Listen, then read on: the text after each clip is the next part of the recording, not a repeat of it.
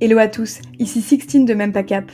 Bienvenue dans un nouvel épisode de En Bonne Voie, le podcast qui te parle de changement de carrière, de bilan de compétences, mais aussi et surtout de formation. Chaque semaine, je reçois des invités différents qui ont tous réalisé un bilan de compétences avec Même Pas Cap et qui ont fait ou sont sur le point de faire une formation pour réaliser leur projet professionnel. Ils nous partagent leur expérience et leurs différents parcours et tous les moyens mis en place pour y arriver. Aujourd'hui, nous accueillons Céline, 45 ans et 25 ans d'expérience dans la vente. Après son bilan de compétences, Céline a décidé de changer totalement de carrière et a opté pour une formation en accompagnement professionnel. Bonne écoute. Est-ce que vous pouvez commencer par vous présenter en quelques mots? Alors oui, je m'appelle Céline Pirodon-Brèche, j'ai 45 ans, 25 ans d'expérience dans la vente derrière moi. Après le passage confinement et autres, je me suis posé beaucoup de questions sur mon parcours professionnel et la partie professionnelle que prenait le professionnel, ce qu'il représentait dans ma vie. Et je me suis questionnée et je me suis dit, bah, s'il y a un changement à faire à 45 ans, il est temps. Donc, j'ai lancé le bilan de compétences. Le côté même pas cap m'a plu parce que je me suis sentie cap. Et c'est vraiment le nom qui m'a fait choisir même pas cap. Et je me suis lancée. Voilà. Chouette.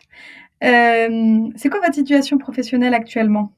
Alors actuellement, j'ai négocié une rupture conventionnelle. Donc actuellement, je suis au chômage.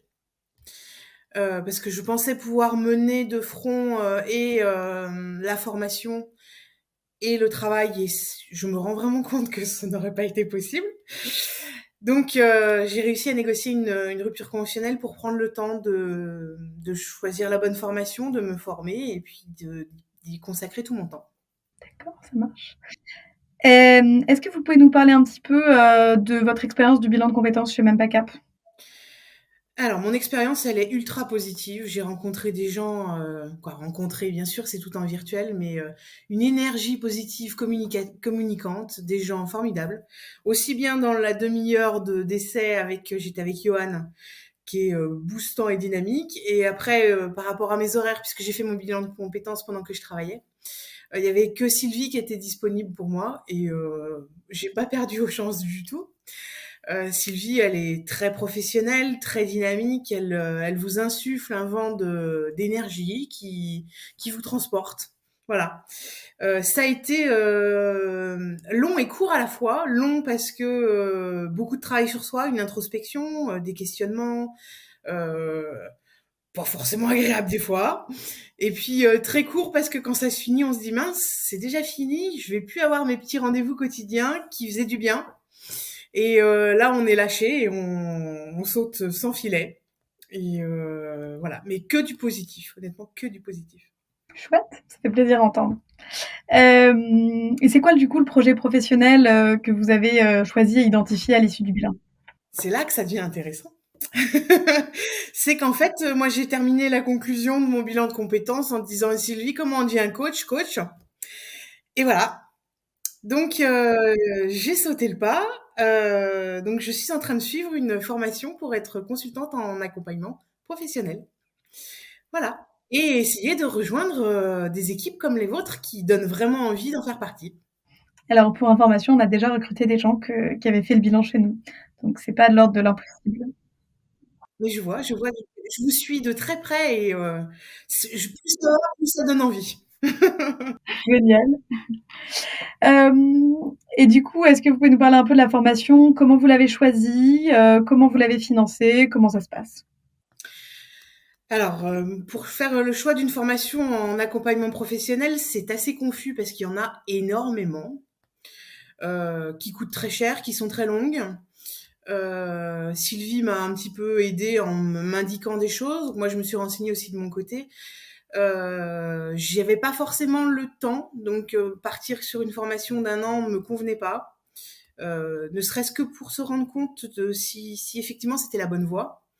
Donc j'ai choisi une formation certifiante RNCP pour avoir la reconnaissance de l'État et être crédible auprès de mes futurs recruteurs et courte pour voir vraiment si ça me plaisait, pour être efficace rapidement. Donc Garance et moi, pour faire la formation. Donc je suis en cours. C'est assez intense, c'est assez complet. Je m'étais renseignée aussi, hein. Sylvie m'avait donné des contacts pour voir des gens qui avaient suivi cette formation. Donc dans les enquêtes métiers, ça a été bien lié et bien ficelé. Après, par la suite, j'envisage éventuellement de continuer d'autres formations, mais là, je voulais vraiment être opérationnelle rapidement, au moins pour les bilans de compétences.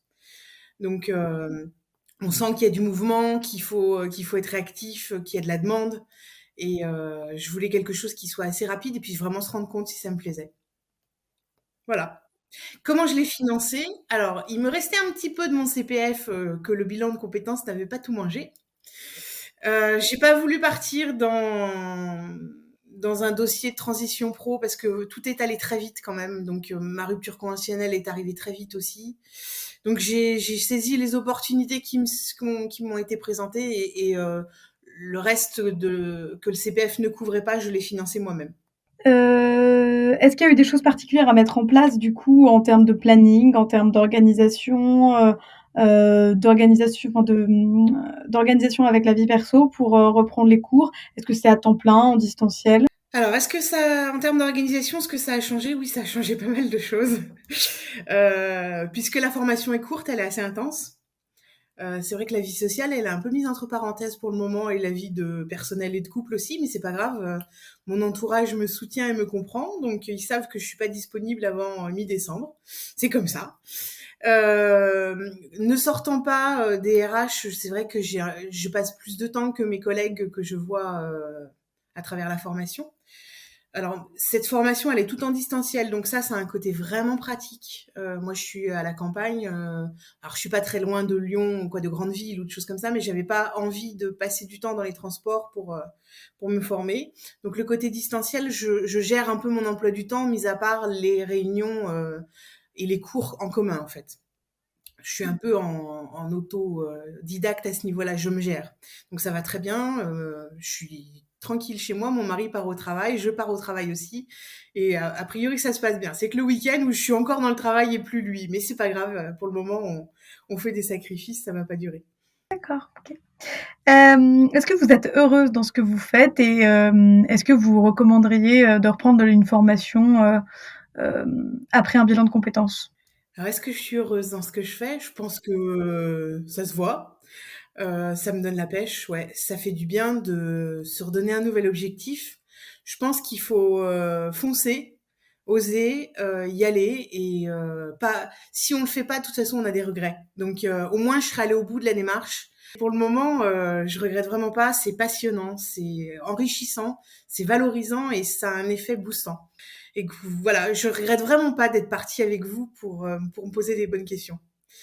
Et je sens qu'il y a une énergie nouvelle qui arrive et vous, tous les petits jeunes là qui apportez des nouveaux moyens de communication, c'est vraiment formidable. Je vous suis sur les réseaux et voilà, j'ai vraiment très envie de rejoindre votre équipe un jour. Voilà, j'espère arriver. On a des vagues de recrutement toute l'année, donc normalement, ça va. Est-ce qu'il y a autre chose que vous vouliez dire?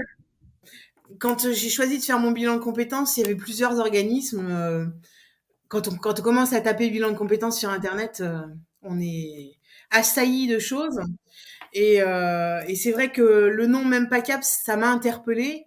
Quand je suis allée gratouiller un petit peu, c'est vraiment vous qui êtes ressorti. Mais après, il faut avoir aussi une complicité ou être sensible à votre nom. C'est pas toujours. Après, il y a des gens, c'est pareil, c'est comme les gens qui nous disent: «Ah bah ouais, moi ça me va pas, le distanciel» ou ça nous va pas parce qu'on nous a déjà dit qu'on n'aimait pas, notre communication», par exemple, parce que, il y a plein d'outils comme les mails et cetera où on tutoie les gens ou alors on va utiliser l'écriture inclusive. Il y a déjà des gens qui nous ont dit: «Bah ça, c'est rédhibitoire pour moi» et on leur dit: «Bah d'accord, mais en fait, ça va pas plaire à tout le monde, c'est un choix, c'est à ça qu'on ressemble».